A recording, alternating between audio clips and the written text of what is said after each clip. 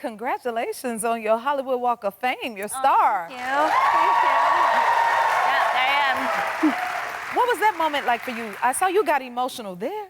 Yeah, I was really emotional. I was they put out like a list of people who are going to receive the star like a year before, and when I found out, I actually cried quite a bit. Yes, and I might cry now. It's so weird because I don't really get that emotional about much. Yeah. But I like really, for some reason, it really means a lot. I think it's like the permanency of it, you know, until they decide to expand the freeway or, you know, demolish Hollywood or whatever. But like the permanency of it, and also the idea that it's not like other awards where you're competing against people. Right. It's something that's about you and your body of work, and I know you have one too. Yes, we both do. Yeah. Ours is in a similar spot. Yeah, right? We're close together. Yes. I'm Hollywood and Vine. Okay, apparently that's where I am too. We're right. I think you're 2 stars down from me. 2 stars now. I gotta go take a picture with yours. Yeah. I mean, you earned it because you were a child star. You've blessed us with a lot of great things, right, guys? You got a lot of fans. And it's adorable seeing your daughter dance around your star. Oh my God, did she expect that? She came to my children and my husband, of course, were there, and we went to take a family picture, and this is what happened, because she's 3. And, you know. Do you think she understood the meaning of it? Because she got really excited. God, no. I think she was just like, everybody's focusing on this thing, and let me dance around it. She put her water down. She's like, let me put my water down so I can really get at it. She's having a mighty celebration. I love that so much. Cute. She's proud of her mom. Or she was just excited so many people were looking at her. Now, I hear she has a cat-like personality. What does that mean? She does. Well, my son was very like clingy and affectionate, basically attached to me. Yeah. And Cleo is very, you know, like a cat, and that's her favorite cat, Saunders. She happens to also love cats. But she's like a cat, you kind of have to, she'll come to you. You have to ask her if she would like affection in that moment. Oh, wow. A lot of times she's like, no. Not right now? No kisses, mama. Oh. Or like, no. Or she also will hiss at you. And she'll hiss too? Yeah, she'll hiss or she'll growl. She'll be like, rah! That is and funny. That's, get away from me right now. I don't feel like being touched. Oh. And you know, we are trying to teach her that she has control and say over her body. So I'm very much like, okay, maybe you'll want a hug later. And then she will like think about it and be like, mama, I want a hug. Now give me a hug. Yeah, but she's like cat-like. She sounds like she got it down pat. She is well on her way. Okay, let's talk Yellowjackets. We all love the show, right, guys? Now, without giving too much away, how do you feel about the ending of the season?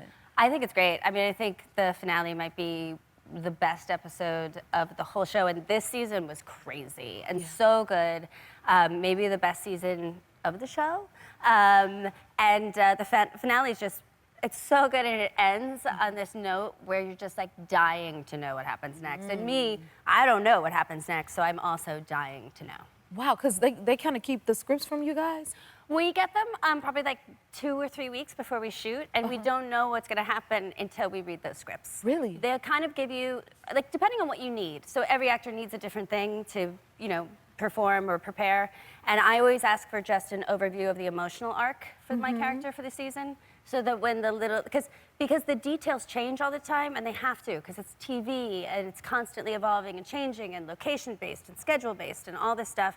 And sometimes stories don't work and they have to change them. So I just do like a rough emotional sketch journey, and then we find out like 2 or 3 weeks before, which is kind of fun because we all joke about this. Like every time a script comes in and you get it in your email, like no matter where you are, it could be in a dressing room shopping for clothes.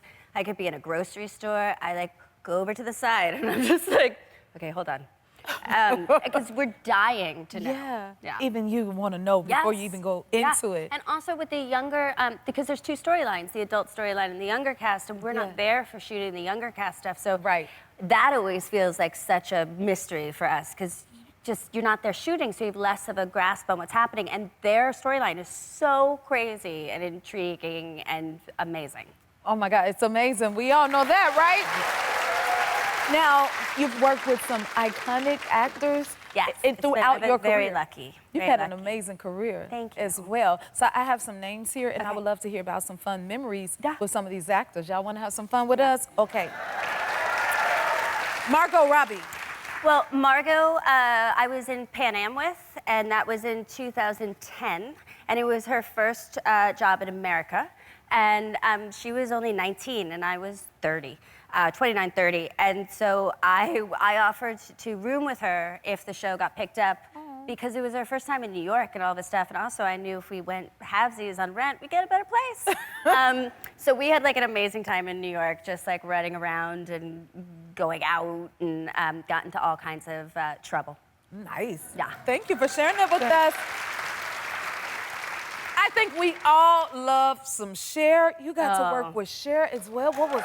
I did, yeah. Wow, look at this. What was that like? It was amazing. She, like, that picture really, I mean, she was so kind and so loving and so warm and took me under her wing, and I wouldn't want to go to my tutor school, so I'd hide in her trailer and she'd give me C's candy, lollipops.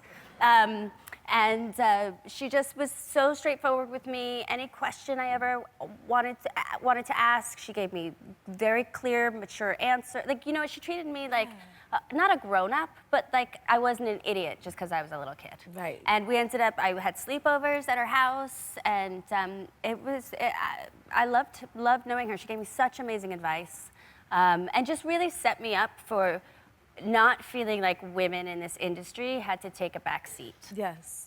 What a great example. Yeah. What about Lisa Kudrow? I love Lisa. Lisa is so funny, so fun to be around. I was such a huge Friends fan when I worked with her. We are. Oh my God, I was obsessed with Friends. And you know, because it came out when I was 14, so I watched it from the beginning and was obsessed.